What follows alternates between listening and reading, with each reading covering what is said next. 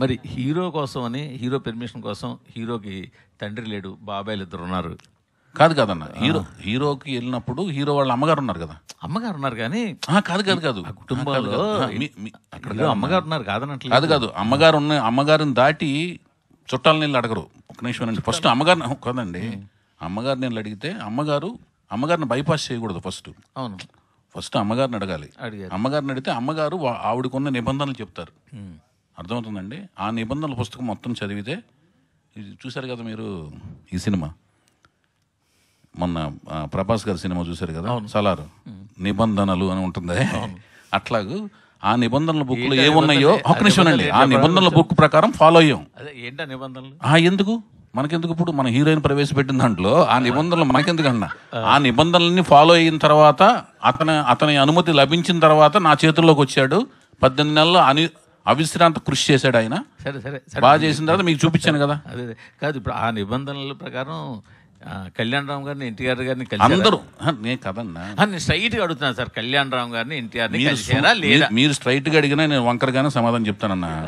ఎందుకంటే నేను కళ్యాణ్ రామ్ గారిని, ఎన్టీఆర్ని కలిసారా లేదా నేను అది ఎందుకు చెప్పాలి మీకు అన్నా? అదేంటది? నేను కాదండి, నేను అందరి అనుమతి తీసుకునే సినిమా చేశానండి.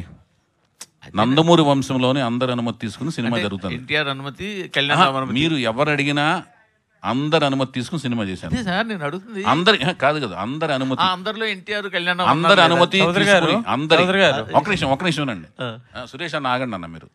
మీకు అందరి అనుమతి తీసుకున్నా అని చెప్పిన తర్వాత అందరిలో ఎవరున్నారో మీరు లిస్టు రాసుకొస్తే నేను సంతకం పెడతా. మీరు అందరిలో ఎవరున్నారో మీరు లిస్టు రాసు, ఒక నిమిషం అన్న, కాదు మీరు లిస్టు రాసుకురండి సార్. లిస్టు కాదు అడుగుతున్నానండి, మీరు ఒక నిమిషం ఆగండి, వినండి మాట. ఇప్పుడు వాళ్ళు జానకిరామ్ గారిని ఇప్పటికీ గుండెలు పెట్టుకుని వాళ్ళు ఏ సినిమా వేసినా దాంట్లో ఫస్ట్ స్లైడ్ వేసి మా ఇంట్లో జరిగిన కష్టం ఎవరింట్లో జరగకూడదని ప్రతిసారి స్మరించుకుంటూ ఉన్నారు. సో ఆ పిల్లడితోటి కళ్యాణ్ రామ్ కానీ, ఎన్టీఆర్ కానీ ఎంత బాండింగ్ ఉందన్నది క్లియర్గా తెలుస్తుంది. అలాంటప్పుడు ఆ పిల్లాడిని ఇండస్ట్రీలో తీసుకొస్తున్నప్పుడు రేపొద్దున్న ఆ ఇద్దరి సపోర్ట్ కూడా మీకు కావాలి. ఒక ప్రీ రిలీజ్ ఫంక్షన్కో లేకపోతే ఇంకో దానికో వాళ్ళు వస్తే మీ సినిమాకి వచ్చే బజ్ వేరు.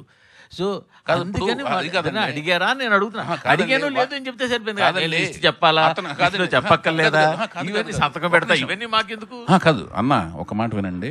వాళ్ళు అతను పరిచయం చేసిన వెంటనే వాళ్ళిద్దరూ సపోర్ట్గా ట్వీట్లు పెట్టారు కదా. ట్వీట్లు పెట్టారా లేదా? మరి అతను వాళ్ళ సపోర్ట్ ఉందా లేదా? ఉంది కదండి. అర్థమైన దాని మీద మళ్ళీ క్వశ్చన్ ఎందుకు వేస్తున్నారు మీరు?